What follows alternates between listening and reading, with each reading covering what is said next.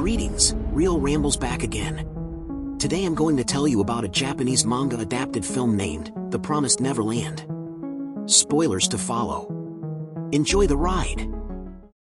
At the beginning of the movie, an 11-year-old girl named Emma gets up from her bed and wakes other children sleeping in the same hall. They live in a massive orphanage called the Gracefield House, where all their needs are taken care of. They are guided by a woman named Isabella, who the kids call their mom. Although the kids aren't tied by blood, they live like one large family and receive much love from their mom. Their mornings start when Emma wakes everyone up. Then, they sit together and enjoy varieties of healthy food. The children's education and happiness are first priority in the orphanage. They are taught inside the premises of the orphanage like any other school. Emma and two of her best friends, Norman and Ray, always excel in their studies and get the highest scores.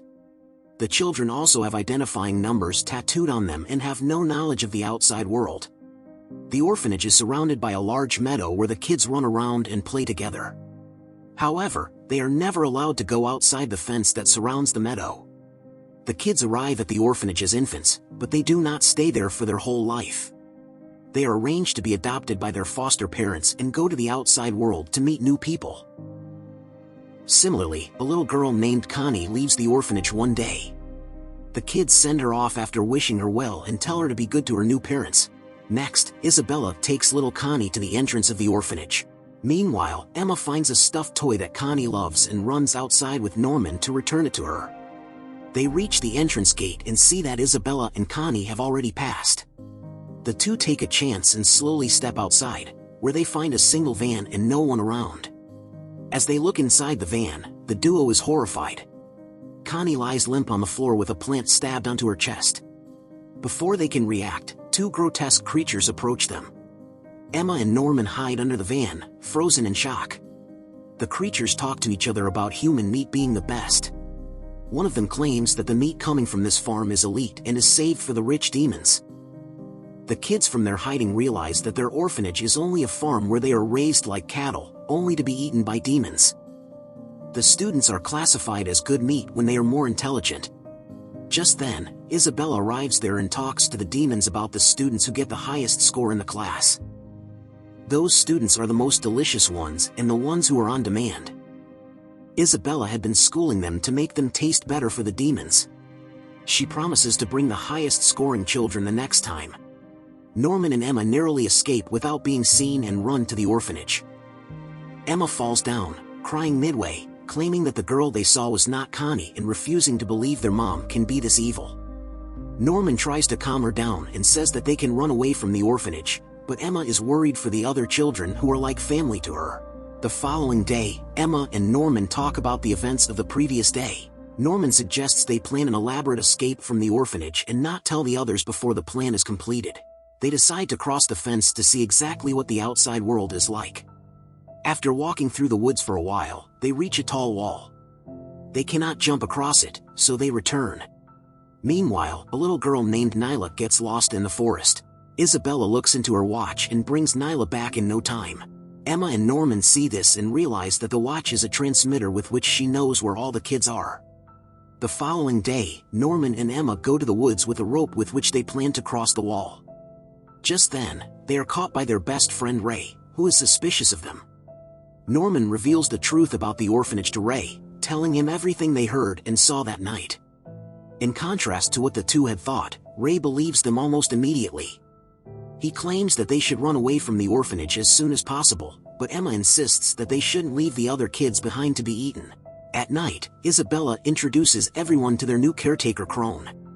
Crone's arrival makes it more difficult for the group to escape. Then, we see Isabella and Crone talking when Isabella reveals that she found Connie's toy and is aware that Emma, Norman, and Ray know about the orphanage's true motive. However, she is confident they won't escape. Later, the three set off to talk in private.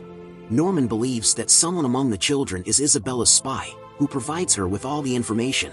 If this is true, they know that someone from the older children should be one. The group decides to tell two of the older children, Don and Gilda, about the reality of the orphanage. They do not believe the kids at first but eventually agree to help them. When the three are alone, Norman says that he told Don and Gilda two different locations of the ropes that they are about to use to climb the wall. The one that will disappear first will reveal who is the spy. The next day, one of the ropes disappears. Emma and Ray are happy that they found the spy. But Norman instead reveals that the rope story was a trap for Ray.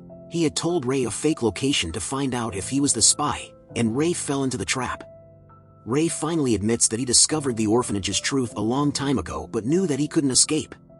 He confronted Isabella, who said that no matter what, he will be given to a demon one day. So, with no way out, he volunteered to be a spy for her, so she will delay his adoption. However, Ray hasn't told Isabella about the children's plan to use the rope to climb the wall, which makes Norman believe Ray isn't loyal to her. Then, Ray reveals that he has been planning to escape for a long time. In fact, he was the one who stole Connie's toy so that Emma and Norman could find out the truth and would try running away too. Norman declares Ray as a double spy and keeps him in the team. At night, Ray goes to Isabella and falsely reports to her about Norman trying to poison her food. Isabella thanks him but, in turn, says that Ray's turn to being adopted is near. The next day, all 5 of the children are planning to jump over the wall when Crone overhears them talking. But instead of reporting to Isabella, she joins them. It turns out that Crone was also a student like them. She wants to remove Isabella and be the new mother of the orphanage, and for that, she is ready to help the kids. At night, they visit her room, where Crone tells them everything she knows about the outside world. Over 1,000 years ago, man and demons were at war. After a long and tedious battle, both creatures decided not to bother each other. An agreement called the Promise was made, according to which both humans and demons would live in their own separate worlds. Some humans were left behind in the demon world, and that is how the human breeding farm started. By eating intelligent humans, demons take on their attributes which prevent them from turning into mindless monsters. This also benefits the humans, hence they sacrificed a few on the farm so the world can be at peace. The very next day, Isabella fires Crone because she somehow found out about her intentions. While leaving, Crone sees their supervisor grandmother at the gate. She makes a demon eat Crone for trying to help the kids. The kids then execute their plan. Emma and Norman go to the wall while Ray stalls Isabella and the other 2 keep an eye on her. However, their plan soon fails when Isabella locks Ray inside a room and goes to catch Norman and Emma herself. She finds them near a wall and finally confronts them, claiming that she has given them everything they want in life, so they shouldn't resist the inevitable. Emma tries to stop Isabella, and as they struggle, she breaks Emma's leg. She then informs Norman that he has been adopted and tomorrow will be his last day in the orphanage. The group reunites at night. They are worried about Norman, who claims that he would happily die if that meant everyone else in the orphanage is safe. When everyone is asleep, Norman finds a strange pen in his drawer. This pen was kept there by Crone to help them escape. The next day, Norman climbs on the wall with the help of a rope to run away but only to come across a cliff that he cannot cross. He returns back to the orphanage and has accepted his death. The group hugs for the last time with teary eyes. Isabella finally takes him away as Emma cries in agony. But, to Norman's surprise, he is taken to a man instead of a demon. The man claims that he oversees if everything goes well in the world of demons and humans. As they talk, a demon arrives in front of Norman, ready to devour him. For the next few months, we see a depressed Emma recovering from her injury. She and Ray have lost all hope and forgotten about their plan to escape. Isabella observes them every day and is happy that they are under control. After 2 months, it is finally Ray's turn to be handed to the demons. The night before, Emma comes to visit him and tells him that they still have a chance. But Ray has decided to light himself on fire along with the house. As the fire starts to spread, Emma cries and calls for Isabella. Isabella tells the kids to get out of the house quickly and tries to put out the fire. After a while, she realizes that no kids are around. It turns out that this had been their plan all along. In the past 2 months, Emma couldn't do anything suspicious because she was being watched by Isabella, so instead, Don and Gilda told the other kids about their plan and prepared them for it. Emma also found a letter in Norman's bed that had an elaborate plan written on it. Emma couldn't tell Ray sooner because Isabella was watching them closely. They have left the little kids because they couldn't put their lives in danger. Emma has promised to come back for them later when they have more help. Now, they climb the wall as Isabella approaches them with the help of the navigator.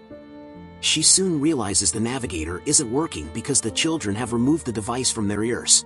Finally, when everyone is on top of the wall, they tie a rope and slide through it to the other end. Emma is the last one to go, but before she can slide, Isabella arrives and threatens to cut the rope. Emma emotionally tells Isabella that she knows killing the children has been hard for her. Isabella wants to see the children grow and is actually proud of them for escaping this far. Isabella denies everything Emma says and stays adamant about wanting to get the kids back. Emma takes the risk and slides down the rope. Isabella has a chance to cut it, but to their surprise, she doesn't. She watches the kids she raised on the other side and smiles at them for the last time. The kids then make their way through the jungle. They stop when Emma tells them about the pen that Crone had left them. The pen projects a picture in the air on being opened. An owl emerges out of the image and leads them to the city where they will be safe. Meanwhile, Isabella stands in front of the grandmother and the overseer of both worlds. They are disappointed in Isabella for letting the valuable children run away. At the end of the movie, she is fed to a demon as punishment. Subscribe for more videos like this, turn on notifications, and leave a like to help the channel out. Thank you for watching.